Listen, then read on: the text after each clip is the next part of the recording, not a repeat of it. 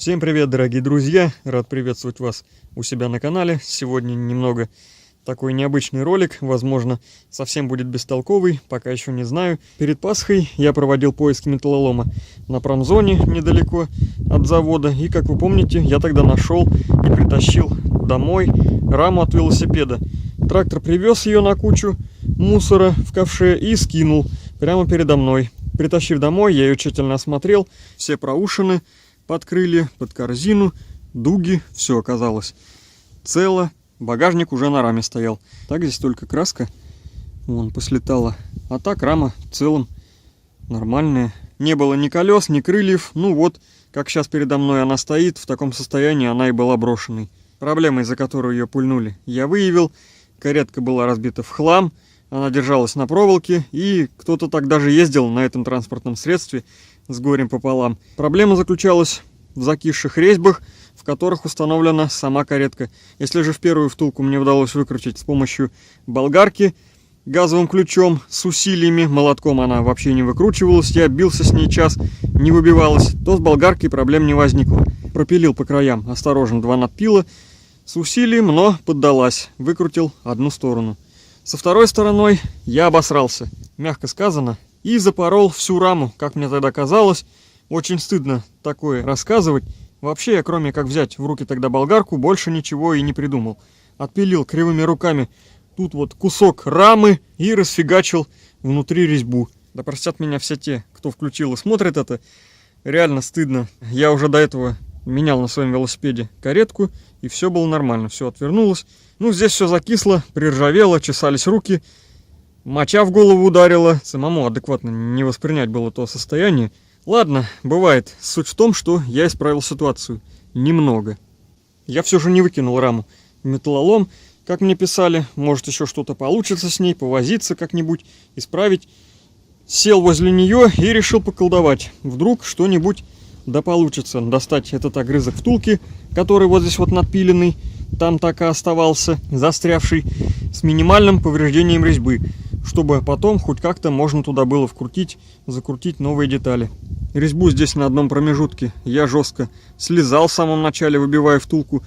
По-другому тут просто никак. Стучал плоской сломанной отверткой, потратил минут 40 на эту процедуру, и заглушка треснула, она лопнула. Спокойно ее вытащил. Вот старая заглушка, которая здесь нафиг прикипела. Это уже вкручена моя от старого велосипеда, новая. Оглядел резьбу. Было печально на нее смотреть. Взял такую же запчасть целую и начал пробовать вворачивать. Ее постоянно перекашивало на одном и том же месте.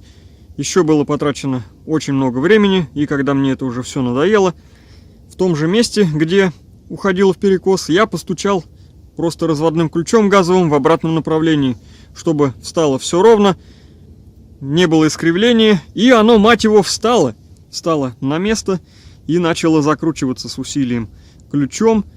Вот так вот пораньше бы долбануть, а не ввинчивать, тратить время впустую. Встала заглушка ровно, все ровненько, идет как по маслу. Прилагаю усилия ключом, вкручиваю, нарезаю, ну не новую резьбу, а хотя бы форму старой немного придать, чтобы вернуть в живое состояние. Вот насколько я вкрутил, дальше вкручивать не стал. Резьба там идет дальше хорошая, в самом начале только она убитая. Одним словом, все готово для сборки данного велосипеда. Инициативу проявил я, так как человеку нужен велик без рамки, дамский. Брать запчасти я буду с другого велосипеда, донора, так сказать. Сюда все нужно будет только перекинуть с того. Колеса, крылья, руль и так далее. Осталось только приобрести картридж-каретку. Завтра поеду как раз ее покупать. Первым делом с ее установки и буду начинать все это дело. Если встанет все четко, быть дальнейшей сборки и второй жизни этой раме бедолаги.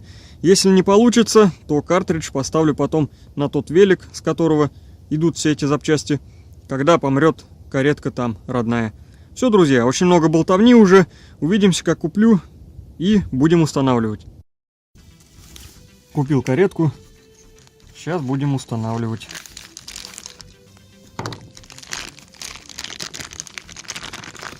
Болты. И сама втулка. Отсюда крышку я открутил. легко пальцами вывернулась.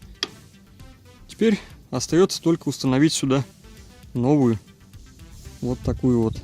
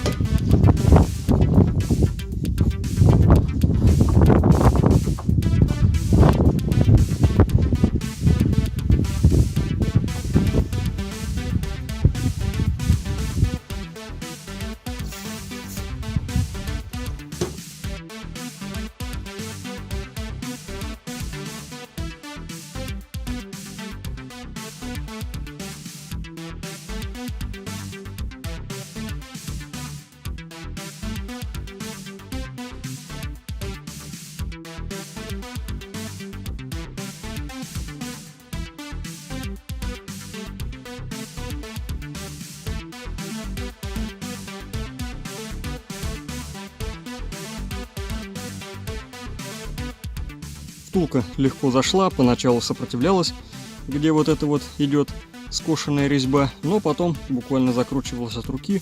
Здесь уже опять придется применять ключ. Лучше всего купить съемничек, а не пытаться отверткой заворачивать, так как бывают втулки разные. На моем я тоже заворачивал, здесь уже в конце с усилием. Отверткой уже здесь хрен что получится. Так вот сильно завернуть. Теперь будем заворачивать вот эту вот втулочку. Вторую до конца сейчас я пока не закрутил. Так рекомендуется. Теперь нужно сначала завернуть вот эту и затянуть уже вот этот край. Устанавливается такая колодка цельной частью со стороны, где стоит звездочка. Вот эта сторона идет с другого края. Ну вот и все. Несколько минут и деталь установлена. Все готово. Зашла прям вообще идеально. В такую убогую резьбу всю раздолбанную залезла прям отлично. Я в свой велосипед ее ставил, наверное, час, если не полтора. Это жесть просто. Я не мог ее ровно выставить. У меня она почему-то шла вперекос. Вообще без понятия, почему так, но все-таки я ее кое-как дозакрутил свой велосипед. Здесь прямо залетело отлично. Сейчас размотаю вот эти всякие клееночки свои. Я заматывал, чтобы дождь здесь ничего не напортил, чтобы ничего не заржавело. Вот, накрывал, вот так заматывал. Сейчас все размотаю, здесь все смажу, подтяну, и можно уже приступать накидывать с донора на вот этот, надеюсь, замечательный велосипед.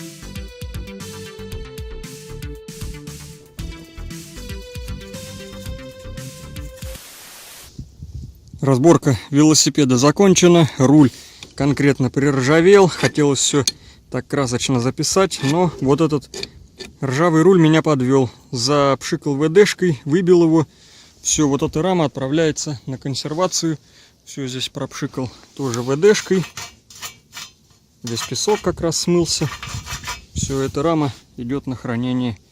Если что, буду опять заново собирать. Ну, еще и телефон добавок сел, конечно. Сейчас пока поставлю на зарядку, буду все счищать, приводить в божеский вид. Все закисшие, заржавевшие в некоторых местах. Буду протирать и начнем сборку уже на тот лясик. Все уже подсобрал практически вчера. Оставалось только закрутить сегодня вот это крыло, так как я его вчера клепал вот в этом месте. потом все покажу. Клепка, конечно, так себе, но сойдет для этого драндулета. Выглядит, в принципе, как новый, только со старыми дырками. На нем то ли рама чуть-чуть покороче, чем у того прошлого, то ли вот здесь вот, ну здесь вот да, крепление совсем в другом месте, оно, которое держит крыло, оно немного то ли повыше, вот, там совсем было по-другому. С крылом здесь пришлось немного поэкспериментировать, вот, все закрутил, держится нормально, колесо ложилось в крыло и не крутилось, я не стал изобретать велосипед, сделал вот так, все держится нормально, все работает. Да, старый велик тоже был проблематичный, у него косяки не только с этими вот крыльями, которые нужно клепать, крылья у него вообще какие-то многострадальные, там он уже, если видно вам, оно уже заклепано было давно, вот. Здесь я еще обнаружил, когда снимал это крыло, еще заклепал в двух местах. У него еще проблема, что в этом колесе, что в переднем. Вот такая вот, смотрите, как здесь стоит сосок, его в скором времени здесь порвет нахрен. И придется покупать новую камеру, ну или новую вклеивать. Сейчас это не буду я решать, просто их опять выпрямлю, спущу колеса. Надо что-то делать, так как долго на этом не поездишь. Рано или поздно стрельнет и придется или клеить, как я говорил уже ранее, или покупать новую камеру. Чё с этим великом не так? Хрен его знает. Раньше все нормально было. Теперь два колеса, не одно, а два. Ездит внутри камера. Ладно, с этим еще можно как-нибудь справиться. Так-то велик нормальный. Мне очень нравятся такие велосипеды. Но бесит меня, вот лично меня, лишь вот это вот перекашивание колеса. Когда ставишь заднее колесо обратно, то есть если придется как-нибудь обслужить, вот раскрутить вот эту червячную втулку внутри, собираешь обратно велосипед, и происходит вот такое вот всякое непонятное. То какие-то хрусты в задней втулке проявляются, тяжелый ход становится. То есть, когда ставишь, видимо, колесо как-то перекашивается. Я не знаю, как его прямо поставить. Ну, хрен его знает, как еще. Вот надо ловить, короче, золотую середину. Может, я что-то делаю не так. Объясните мне, дураку. Это просто жесть. Приходится прям вот крутить, наверное, раз 100, чтобы получился нормальный ход, не было никаких хрустов, и ход был плавный и мягкий. Приходится даже немного делать вот тут люфт, так как из-за этого затягиваешь болты, колесо тупо вообще не крутится, педали не провернуть. Колесо будто заклинивает. Прикручу сейчас заднее колесо, остается закрутить только защитку, поставить на цепь. Да, она такая не зеленая, синяя, ну ничего страшного. Правда ведь? Будет ездить с такой, какая разница. И потом еще отрегулирую руль. Я вчера его просто закрутил, он вроде бы как стоит еще неровно. Все, выпрямлю и поедем на нем скатнемся. Нужно как-то опробовать сегодняшний транспорт обновленный. Поедем скатаемся куда-нибудь, что-нибудь поищем, ну или проведем какую-нибудь разведку. Сегодня с самого утра переклепывал на нем еще цепь, так как цепь уже на том велосипеде растянулась и нужно было убирать одно звено где-то. Ну, я немного здесь похимичил, так как убрать одно звено этого недостаточно. Убираешь второе звено, нечем скрепить. В общем, замок я снял отсюда, положил сюда велосипед и прямо на месте склепал. Теперь уже цепь без замочка. Но это ладно, ничего страшного. Но если вдруг потом придется ее снова снять, уже не снимешь замочек и не вытащишь оттуда цепь. Придется опять ложить велик и выбивать прямо вот так.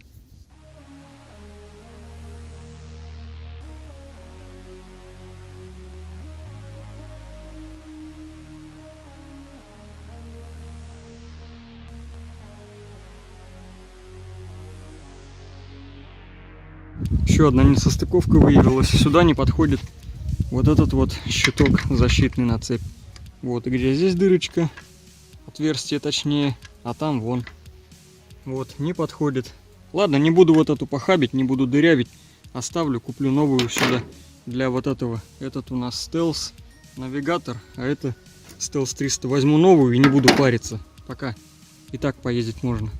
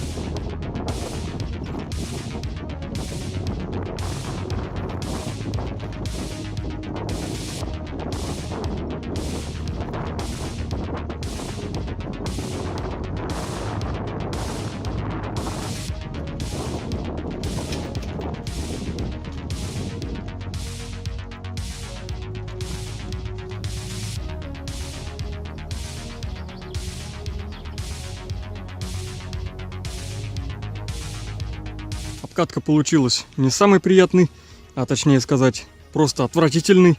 Пойдем по порядку. Подснять толком ничего не удалось, дорога песчаная, очень глубокие пески.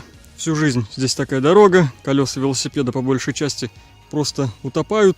По большей части пути приходится слазить и катить его пешком. С одной рукой запросто можно навернуться, не дай боже, сломать еще себе что-нибудь. Хотел съездить на озеро, которое находится далеко на лугах.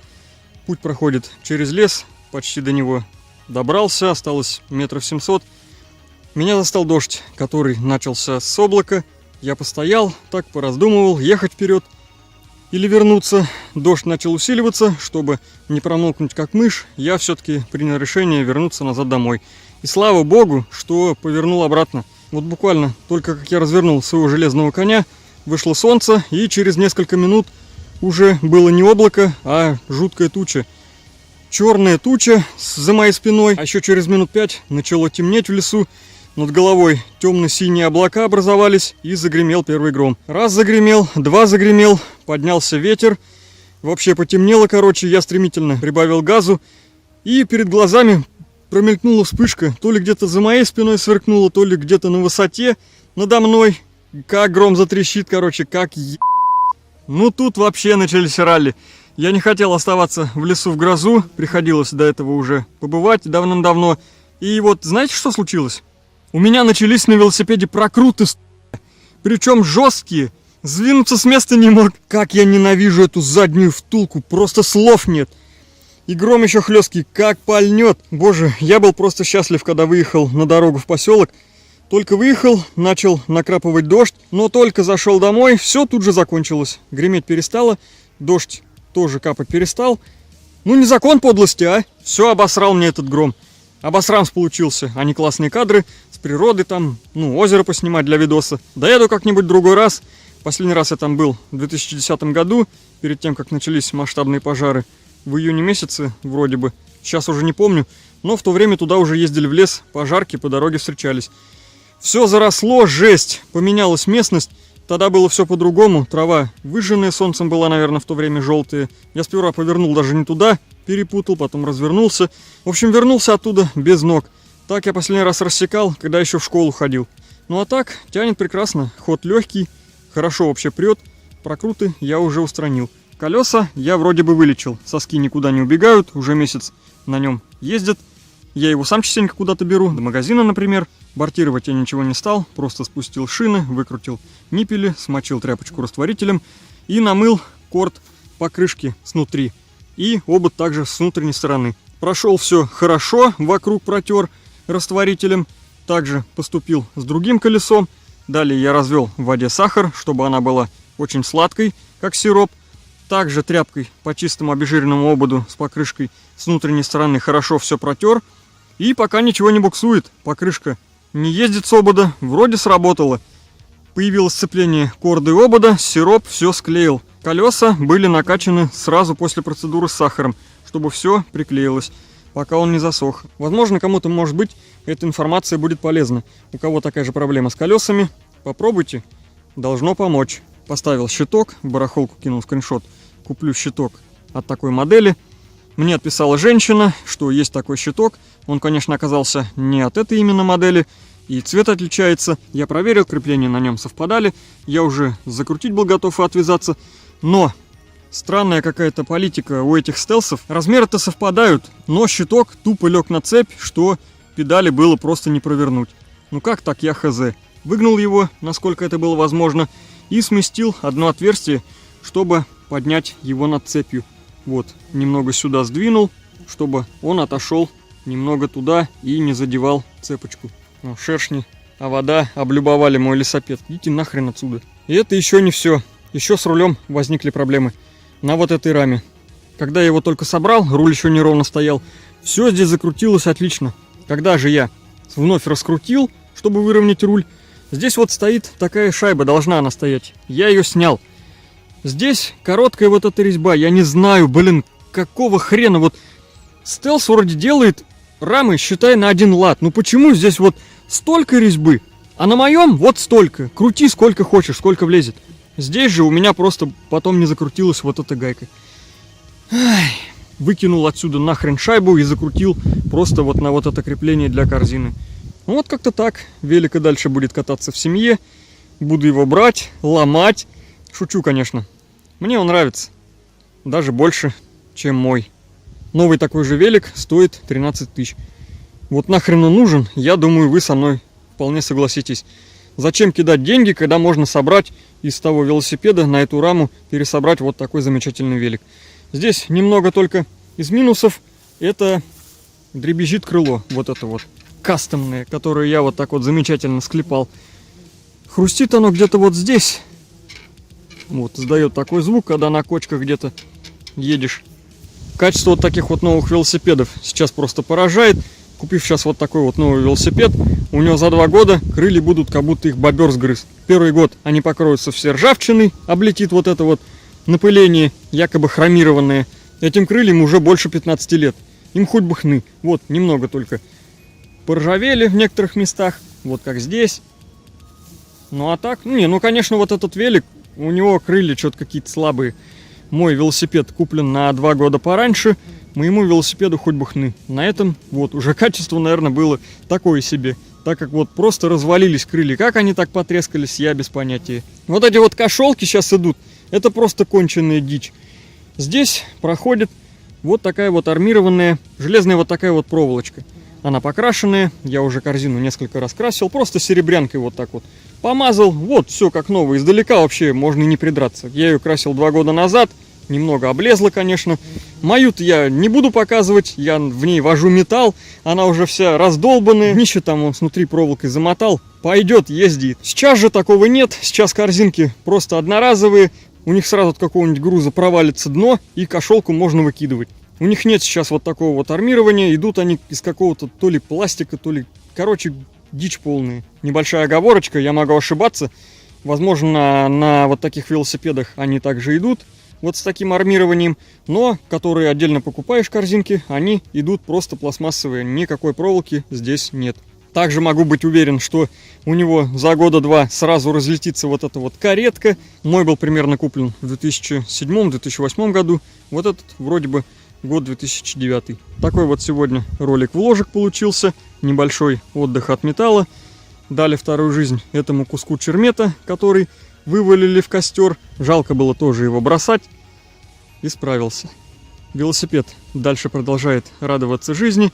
Ну а я с вами ненадолго прощаюсь, друзья. Спасибо большое всем тем, кто посмотрел этот ролик. Немного не по теме. Небольшой такой вот отдых получился. Восстановление мертвеца. Надеюсь, он еще где-нибудь промелькнет в моих роликах. Куда-нибудь на нем сгоняем.